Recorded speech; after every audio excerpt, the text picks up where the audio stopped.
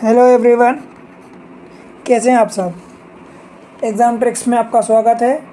आज अगली एक्सरसाइज 1.5 हम करेंगे, ठीक है।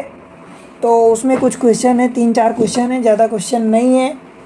कुछ उस पर रूल्स हैं, ला हैं, तो उनको पढ़ते हैं। चैनल पर अगर नए हैं तो डेफिनेटली सब्सक्राइब करें, वीडियो को लाइक करें, पसंद आ रहे हैं तो शेयर करना बिल्कुल ना भूलें, ठीक है। देखिए, कुछ इसके रूल्स हैं। Law of exponent for real number, law of exponent for real number, ये चीज़ हम कुछ देख लेते हैं। इसके बारे में बेसिक प्रॉपर्टीज़ होती हैं। देखो, अगर a to the power m है into a to the power n है, मतलब बेस सेम है, तो पावर जो होती है आपस में ऐड ऑन हो जाती है, मतलब a to the power m plus n हो जाएगा। हिंदी में इसको कहते हैं, अगर आधार समान हो तो घातें आपस में जुड़ जाती हैं, ठीक है। आधार तो देखो दोनों के सेम है, base a and a, power एक की m है एक की n है, आधार समान हो तो घातें आपस में जुड़ जाती हैं। फॉर एग्ज़ाम्पल, अगर मैं लूँ 2 टू द पावर एक की 2 इंटू 2 टू द पावर 5, तो देखो बेस दोनों के सेम है तो ये 2 हो जाएगा, आधार सेम है तो घातें आपस में जुड़ जाएंगी, मतलब 2 + 5 मतलब 2 + 5 मतलब 7 हो जाएगा, ये हो जाएगा। सेकेंड प्रॉपर्टी ये होती है कि अगर मान लो a to the power m है और उसकी टू द पावर n है होल, तो बेस तो वही है, तो ये पावर जो होती है वो आपस में मल्टीप्लाई हो जाती हैं। a to the power m n power आपस में मल्टीप्लाई हो जाएंगी। क्लियर है? कैसे? For example 2 to the power 2 into इसकी होल टू द पावर 3, तो ये बेस तो वही रहेगा जो 2 है, और इनकी पावर आपस में मल्टीप्लाई, ये ब्रैकेट का मतलब मल्टीप्लाई हो जाएंगी, तो 2 3 जा 6, तो ये 6 हो जाएगा, ठीक है। तीसरी प्रॉपर्टी ये होती है कि अगर a to the power suppose m है और divided by a to the power n है, तो इसको हम ऐसा लिखेंगे a to the power m अपनी जगह है इंटू, अब ये डिवीज़न को जब हम ऊपर ले जाएंगे तो अभी a टू द पावर क्या है प्लस n है, तो जब ऊपर जाएगा तो ये माइनस n हो जाएगा, ठीक है। और इसको अपन जानते हैं कि जब बेस सेम हो तो घातें आपस में जुड़ जाती हैं, तो जुड़ने का मतलब m प्लस ऑफ ये माइनस n, जुड़ गई ना। क्यों, आप ऐसा तो नहीं कह रहे हैं कि ये प्लस था माइनस कैसे, माइनस तो ये था ना, हमने जोड़ दिया m plus of minus n, ठीक है, is equal to a to the power m और प्लस और माइनस का समेशन माइनस, तो ये a to the power m minus n, या इस चीज़ को डायरेक्ट आप ये लिख दो। ये मैं समझाने के लिए ये 2 स्टेप लिखा हूँ, ठीक है, आपके समझाने के लिए कि आपको समझने में आसानी हो जाए। क्लियर है? कोई दिक्कत यहाँ तक? देखो, एक और प्रॉपर्टी होती है, अगर a to the power m है, b टू द पावर भी m है, तो इन चीज़ों को हम क्या लिखते हैं, a दोनों को कंबाइन करके उनकी होल पावर लिख देते हैं। एग्ज़ाम्पल के लिए, जैसे मान लो कि मैं √2 इंटू √3, तो इसको हम क्या पढ़ते थे, √6 लिखते थे। कैसे √6 लिखते थे, मतलब 2, इसको अगर मैं लिखूँ तो 2 टू द पावर 1/2 है इंटू 3 टू द पावर भी 1/2 है, इसका रूट का मतलब पावर 1/2। तो हमने क्या किया कि 2 इंटू 3 इसको इकट्ठा कर लिया, और ये दोनों की पावर सेम थी तो हमने पावर ओवरऑल लगा दिया। मतलब हम क्या करते थे, ये 6 2 इंटू 3 6 हो गया, इनका बेस और इनका बेस, और जो इनकी पावर थी ओवरऑल दोनों को लगा दिया 1/2, ठीक है। तो यही चीज़ हमने किया कि अगर पावर में सेम है और बेस डिफरेंट है, बेस पावर दोनों की सेम है, बेस डिफरेंट है, तो बेस को मल्टीप्लाई कर देते हैं, पावर को इकट्ठा कर देते हैं। क्लियर है? फिर कुछ और 1-2 छोटी मोटी प्रॉपर्टीज़ होती हैं, उनको मैं आपको बता देता हूँ। जैसे कि 5वें नंबर का अगर मैं बात करूँ तो a to the power m divided by n, ये पावर में m/n लिखा है, ठीक है। तो हम इसको क्या करते हैं कि a to the power m into overall 1/n ऐसा भी कर सकते हैं, अथवा इसी को हम क्या कर सकते हैं कि a to the power 1/n की होल पावर m। अभी भी देखो इसकी पावर डिवीजन में 1 है, तो ये ऊपर मल्टीप्लाई, ब्रैकेट का मतलब मल्टीप्लाई, तो ऊपर का मल्टीप्लाई ऊपर, नीचे का मल्टीप्लाई नीचे, मतलब 1 का मल्टीप्लाई m से, n का मल्टीप्लाई 1 से, तो 1 इंटू m मतलब m हो जाएगा, और n इंटू 1 मतलब n हो जाएगा। तो वही a to the power m/n ही है। ठीक है, क्लियर है। अब देखो इसको हम कैसे लिखते हैं, ये a to the power 1/n, 1/n का मतलब क्या होता है, nth रूट होता है, तो इसको हम a का nth रूट ऐसा लिख देते हैं, और इसकी ओवरऑल पावर हम m लिख देते हैं। अथवा हम इसको क्या करते हैं, a to the power m कर देते हैं और इसका nth रूट ले लेते हैं, ये nth रूट, ये हो गया। क्लियर है, ये इस टाइप से लिख सकते हैं, इस टाइप से अथवा इस टाइप से, जब जैसी ज़रूरत पड़े। एक एक चीज़ आपको बता रहा हूँ। a to the power m है, देखो ऊपर है तो ये ऊपर ही रहेगा, यहाँ भी a to the power m overall है अथवा a to the power m है। ठीक है, यहाँ भी है। जो n नीचे था, नीचे का मतलब कि डिवीज़न में 1/, तो देखो 1/, यहाँ भी है, और ये 1/√2, मतलब जैसे आप √2 को क्या लिखते हैं, 2 टू द पावर 1/2, मतलब एक्चुअल में इसका मतलब क्या होता है, तो नीचे डिवीज़न में अगर मैं इसी को ऐसे क्यूबिक रूट लिखूं ऐसे, तो ये 2 टू द पावर 1/3 होगा, ऐसे होगा। ठीक है, तो इस तरीके से ये लिख दिया। फिर एक प्रॉपर्टी मैं अपने तरफ से आपको बता देता हूँ 6वें नंबर की। किसी भी संख्या में अगर उसकी पावर 0 हो जाए तो उसकी वैल्यू 1 होती है। किसी भी संख्या में अगर आपकी सिर पर आपकी पावर 0 लगा दिया जाए तो आपकी वैल्यू या मेरी वैल्यू या किसी x की वैल्यू या y की वैल्यू, सबकी वैल्यू 1 हो जाएगी, पहली बात। दूसरी बात ये है कि कभी भी अगर न्यूमरेटर में 0 आ जाए, डिनोमिनेटर में कुछ भी हो, अगर 0 नहीं है, अदर दैन 0 के अलावा कोई एक नंबर है a, जहाँ ये इसकी वैल्यू 0 हो जाएगी, वेयर a इज़ नॉट 0। ठीक है, जहाँ a मीन्स डिनोमिनेटर में कभी 0 नहीं होगा, आप समझ रहे हैं ना, तब इसकी वैल्यू 0 हो जाएगी। मतलब कहने का मतलब कि आप इसको 0/0 मत कर देना, क्योंकि ये जो है अनडिफाइन हो जाएगा, इनफाइनाइट होता है। नीचे आप डिनोमिनेटर में 0 नहीं कर सकते, डिनोमिनेटर में जैसे ही 0 होगा तो वो अनडिफाइन हो जाएगा।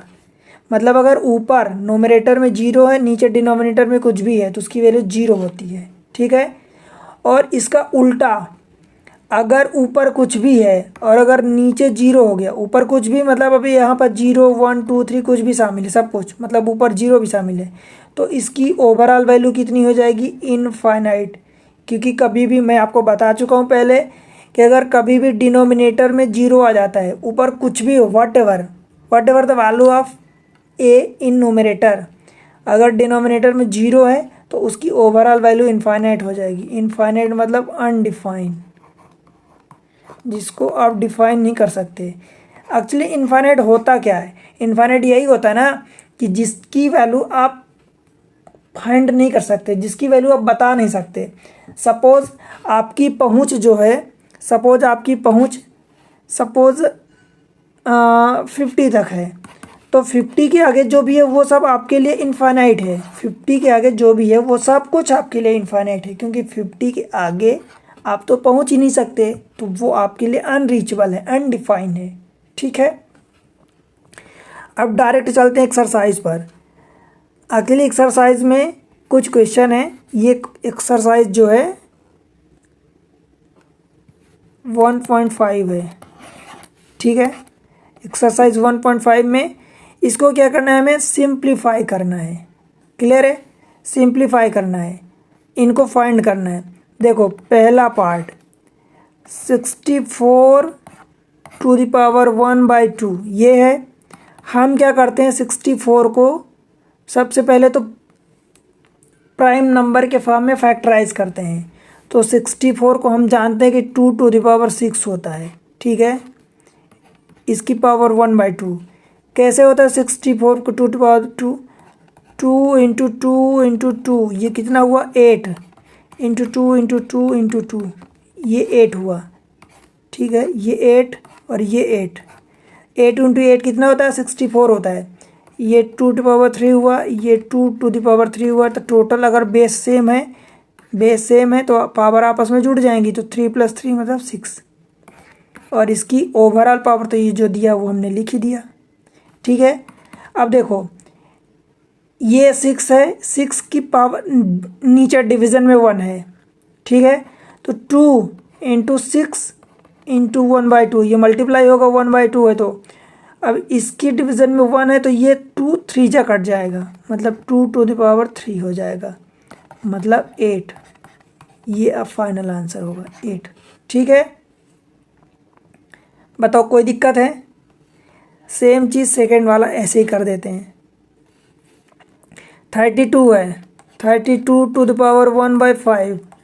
तो सबसे पहले तो आप 32 को ब्रेक करेंगे, तो 32 को 8 इंटू 4, मतलब 2 टू द पावर 3 इंटू 4 को 2 का स्क्वायर, मतलब 2 टू द पावर 5 आप लिख सकते हैं। तो इसको जब आप लिखेंगे 32 को, तो 2 टू द पावर 5 इंटू 1/5, मतलब 2 टू द पावर 5 इंटू, इसको ऐसा लिख सकते हैं। अब इसमें डिवीजन नीचे कुछ नहीं, तो इसका मतलब 1 हो गई। ये सब कुछ पावर में है, इसको भूलना मत, बेस में ना ला देना गलती से। ऊपर का ऊपर मल्टीप्लाई तो 5 1 जा 5, 1 इंटू 5 नीचे का मल्टीप्लाई तो 5, मतलब 2 to the power 5 divided by 5, मतलब 2 टू द पावर 1, मतलब 2। बताओ कोई दिक्कत है? इसका तीसरा पार्ट 125, तो ये इसका तीसरा पार्ट क्या है 125 टू द पावर 1/3। 125 को आप जानते हैं कि 5 इंटू 5 इंटू 5 लिख सकते हैं। ठीक है, टू द पावर 1/3। आपको ये तो डाउट नहीं हो रहा कि कभी मैं 32 को 2 टू द पावर 5 लिख देता हूँ, कभी 2 इंटू 2 इंटू 2 कर रहा हूँ। एक्चुअल में ये सिंप्लीफाई करने का तरीका है, आप जैसे भी करना चाहें सबका आंसर वही आएगा। ठीक है, तो 5 इंटू 5 25 इंटू 5 25 इंटू 5 125। अब देखो अंदर वाला जो है ये 1 2 3 3 5 है, तो 5 टू द पावर 3 हो गया, इंटू ओवरऑल कितनी पावर है 1/3। तो ये 3 3 कट जाएगा ना, 5 टू द पावर 3 इंटू 1/3, ऊपर 3 नीचे 3, मतलब 5 टू द पावर 1, मतलब ये 5 आ गया इसका आंसर। ठीक है, बताओ कोई दिक्कत हुई क्या? नहीं है ना? अगले बढ़े आगे अगले क्वेश्चन में। क्वेश्चन नंबर 2 क्या कह रहा है? क्वेश्चन नंबर 2 में इनकी वैल्यू फाइंड करनी है। तो पहले पार्ट को देखते हैं। 9 टू द पावर 3/2 ये पावर में है, तो अब 9 को क्या लिख सकते हैं 3 इंटू 3। ठीक है, पावर 3/2, तो क्या 3 इंटू 3 को 3 का स्क्वायर आप लिख सकते हैं इंटू 3/2। तो क्या इसी को 3 की पावर 2 इंटू ये 3/2 आप लिख सकते हैं ऐसा। ठीक है, इसमें कुछ नहीं है, डिवीज़न में मतलब 1 है, ये सब कुछ पावर में है। तो ये 2 से 2 कट जाएगा, तो 3 टू द पावर ये 3 बचेगा, मतलब 27। या इसी चीज़ को आप और एलाबोरेट करना चाहें और अब मैं आपको सिंप्लीफाई करूं कि आपको समझ नहीं आ रहा है, तो देखो ऊपर का मल्टीप्लाई ऊपर, तो 3 2 जा 2 3 जा 6 और 2 1 जा 2, तो 2 3 जा 2 3 6, तो 3 की पावर 2 3, तो 3 जा कटेगा, तो बस वही यही आंसर आ गया 27। ठीक है, second part 32 to the power 2/5। 32 को आप क्या लिख सकते हैं 2 into 2 into 2 into 2 into 2 5 times to the power 2/5। तो जब 5 है तो 1 2 3 4 5, तो 2 टू द पावर आप 5 लिख सकते हैं इंटू 2/5।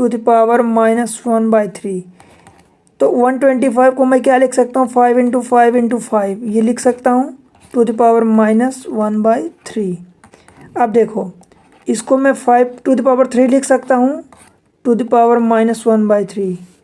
क्या मैं इसी चीज़ को 5 to the power 3 into bracket में -1/3 लिख सकता हूँ।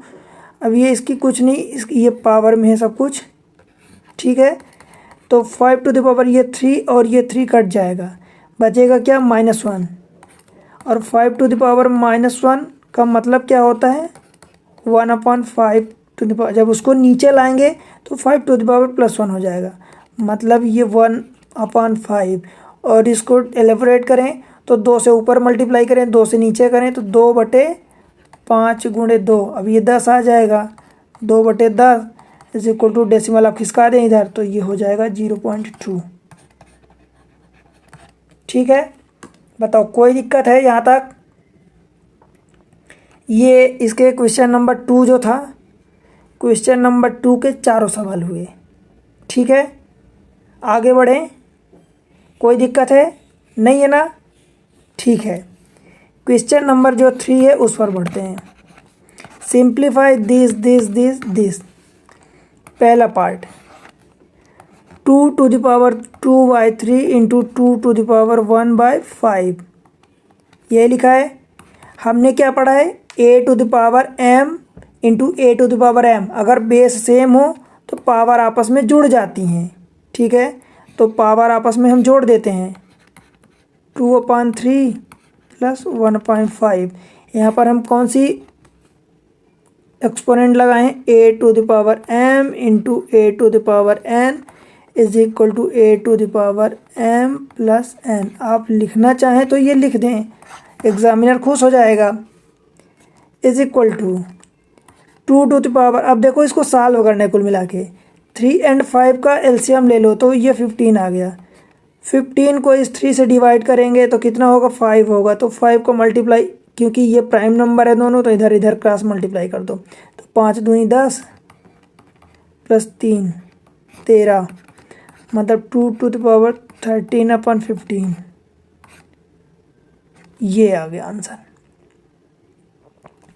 यहीं से दिख रहा, 5 दूनी 10 और 10 3 13। ठीक है, अगर आप एक्सपर्ट हो गए हैं, आप ये चीज़ें सॉल्व करनी आपको आती हैं, तो आंसर तो आपको खुद ब खुद डायरेक्ट दिख जाएगा।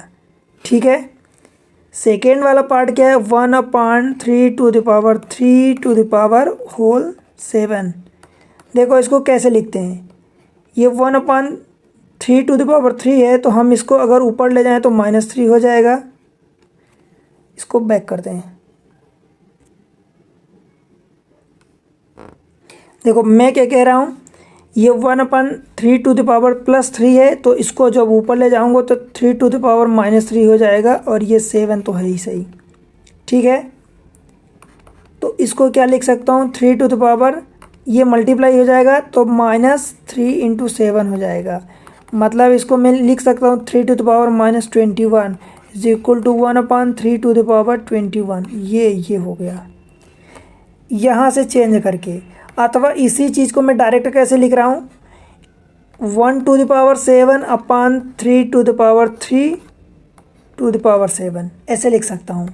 अब 1 की कुछ भी हम पावर कर दें तो 1 ही रहेगा ना, तो ये ऊपर 1 हो गया और नीचे 3 to the power 3 × 7 is equal to 1/3 to the power 7, 3 7 जा 21। देखो यहाँ पर जो आया वही यहाँ पर भी आया है।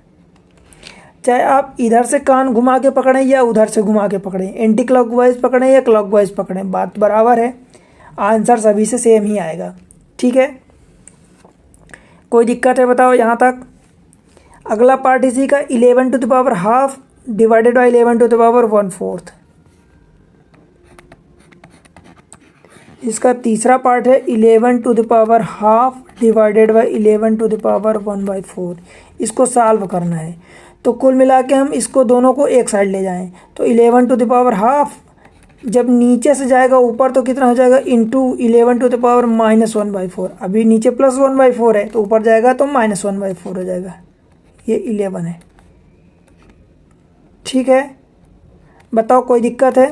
इज इक्वल टू, अब 11 तो दोनों में कॉमन है, देखो बेस सेम है तो घातें आपस में जुड़ जाती हैं, तो कैसे जुड़ेगा, 1/2 का प्लस है और -1/4 है। कैसे, कौन सी प्रॉपर्टी लगी, a to the power m × a to the power n, ये माइनस में है, is equal to a to the power m + n, plus मतलब यहाँ पर -n है, ये प्रॉपर्टी लगी है। ठीक है, बताओ कोई दिक्कत है। तो सेम चीज़ें हमने यहाँ पर लगा दी, 11 टू द पावर, अब इसको सॉल्व कर लो, 11 टू द पावर, देखो अब ये नीचे 4 है ये 2 है, तो एक या तो डायरेक्ट एलसीएम लेंगे तो 4 आएगा, तो सेम चीज़ 4, या फिर डायरेक्ट यहाँ ऊपर 2 का मल्टीप्लाई यहाँ 2 का मल्टीप्लाई तो नीचे 4 हो गया तो ऊपर 2 हो गया, तो नीचे जब बेस सेम हो गया तो 2 - 1। आपको मैं एलसीएम लेके दिखा देता हूँ, ऐसे 4 एलसीएम आ गया। अब 4 को 2 से डिवाइड करेंगे तो 2 आएगा, उस 2 का मल्टीप्लाई 1 से करेंगे तो 1 × 2 मीन्स 2, और -4 को इस 4 से डिवाइड करेंगे तो 1 आएगा, 1 × 1 -1 is equal to 11 to the power, ये 1/4 हो गया। पहला ये तरीका। मैं क्या कह रहा था अभी, जैसे ये ऐसा है ना पावर में, तो ये 1/2 पहले से था तो इसमें 2 का ऊपर नीचे मल्टीप्लाई कर दिया, -1/4, मतलब इधर भी 4 हो गया इधर भी 4 हो गया। जब बेस सेम हो गया तो ऊपर वाली चीज़ को डायरेक्ट हम जैसा भी है, प्लस है तो प्लस कर देंगे, माइनस है तो माइनस कर देंगे, तो 2 × 1 2 और -1, 2 - 1 11, 2 - 1 1/4, तो नीचे है ही सही। ये दोनों से देखो आंसर सेम आया है। ठीक है, कोई दिक्कत है नहीं ना। इसका चौथा आखिरी पार्ट देख लेते हैं, 7 to the power half × 8 to the power half. क्या दिया है, 7 to the power half × 8 to the power half. क्या कर देंगे, देखो प्रॉपर्टी होती a to the power m × b to the power m is equal to, इन दोनों को एक साथ रख के हम क्या कर देते हैं, उनकी पावर इकट्ठा लगा देते हैं। ये तो यही चीज़ हम इकट्ठा कर देंगे, दोनों की पावर सेम है तो बेस का हम करस्पॉन्डिंग मल्टीप्लाई कर देंगे और इसकी पावर हम क्या लगा देंगे, इकट्ठा कर देंगे। तो इस देखो, इसको 8 को मैं क्या कर सकता हूँ, ऐसे लिख सकता हूँ, या तो मैं 56 टू द पावर हाफ लिख दूँ, या तो ये चीज़ रख दूँ, या फिर हमें पता है कि ये 8 में हमें 4 छिपा है, और 4 छिपा है मतलब 4 को हम 2 का स्क्वायर रख सकते हैं, 2 का स्क्वायर कट जाएगा। मतलब मैं इसको देखो क्या कह रहा हूँ, 14 × 4 टू द पावर हाफ ऐसा लिख रहा हूँ। आप देखो ये 14 टू द पावर हाफ है into 4 to the power half है, ठीक है। तो 14 टू द पावर हाफ, तो ये तो ठीक है। अब 4 को मैं क्या लिख सकता हूँ, 2 का स्क्वायर इंटू 1/2। तो ये टू कट जाएगा, ये मल्टीप्लाई होगा ना, तो ऊपर का मतलब 2 जा कट जाएगा, तो ये 2 टू द पावर 1 बचेगा into 14 to the power half. मतलब मैं इसको 2 into 14 to the power half ये ऐसा लिख सकता हूँ, ये हो जाएगा आंसर। अथवा इसी को मैं लिख सकता हूँ 2√14, क्योंकि हाफ को मतलब स्क्वायर रूट होता है, ठीक है। जिस भी फॉर्म में आपका आंसर दिया हो, जिस भी फॉर्म में आपको लगे कि ये करेक्ट होगा, आप वो कर सकते हैं, ठीक है। बताओ यहाँ तक किसी को कोई दिक्कत हुई? इस तरीके से जो ये नंबर सिस्टम था हमारा, नंबर सिस्टम की पांचों एक्सरसाइज 1.1 से लेके 1.5 तक ख़त्म हुई। New NCERT national commission for educational research and training, ये चीज़ें आपकी 9th क्लास की जो बुक थी उसकी पहली एक्सरसाइज, पहला चैप्टर ख़त्म हुआ, ठीक है। एग्ज़ाम ट्रिक्स चैनल पर अगर नए हैं तो डेफिनेटली आप सब्सक्राइब करें, लाइक करें। वीडियो अच्छे लग रहे हैं तो, आपको मेरा पढ़ाना अच्छा लग रहा है तो लाइक करें, शेयर करना ना भूलें, ठीक है। इससे मुझे मोटिवेशन मिलता है। कमेंट्स करते रहें, जो भी आपको डाउट हो, जैसा वीडियो लगे, जो भी आप पसंद करते हैं कि आपको इस पर लेक्चर चाहिए, तो आप उसको कमेंट्स करें, बताएं आपको कैसे लेक्चर लग रहे हैं, आपको क्या ओपिनियन है, एनालिसिस क्या है, आपको कहाँ दिक्कत हो रही, कौन से टॉपिक पर दिक्कत हो रही, वो सब आप बताएं कमेंट्स में, ठीक है। मैं उनको रीड करता हूँ सभी कमेंट्स को, ठीक है। जो भी मुझे लगेगा उस पर कि बेस्ट डिसीजन क्या होगा आपके लिए, आपके हित में क्या होगा, वो मैं आपके लिए बताऊंगा वीडियो, ठीक है। मिलते हैं अगले लेक्चर में, तब तक के लिए बाय बाय।